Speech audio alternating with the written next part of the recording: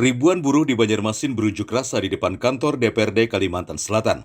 Mereka berunjuk rasa menolak kenaikan upah minimum provinsi atau UMP tahun 2022 yang terlalu kecil dengan kenaikan 1,01% atau sebesar Rp29.024. Atas dasar itu mereka meminta Gubernur Kalimantan Selatan Sabri Nur untuk datang ke lokasi unjuk rasa, sekaligus menganulir atau mencabut surat keputusan Gubernur soal penetapan UMP yang dianggap mengabaikan prinsip otonomi daerah hingga meminta kenaikan UMP minimal 5%. Sementara jika tuntutan tidak dikabulkan, para buruh memastikan akan tetap bertahan, bahkan bermalam, hingga Gubernur Kalimantan Selatan Sabri Nur datang ataupun menganulir SK penetapan UMP. Kenaikannya kalau kita mengacu kepada pertumbuhan ekonomi, kita sudah sama-sama tahu, BPS sudah mengumumkan Kalimantan Selatan dalam kuartal kedua itu adalah 44,40%.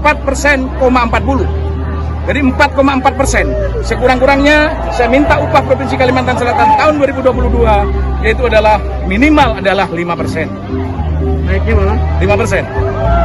jadi Kami dari utusan ini adalah kurang lebih ada 3.000 yang kami datangkan hanya wilayah Kota Banjarmasin sebagian besar.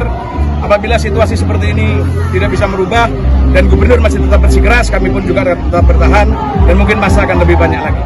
Sebelumnya, upah minimum Provinsi Kalimantan Selatan dipastikan hanya naik sebesar 1,01%. Penetapan itu tertuang dalam surat keputusan Gubernur Kalimantan Selatan yang sudah ditandatangani per tanggal 19 November 2021 dan berlaku mulai 1 Januari 2022 mendatang. Jika dihitung-hitung, kenaikan Rp29.024 per bulan terkumpul dengan total UMP tahun depan sebesar Rp2.906.473.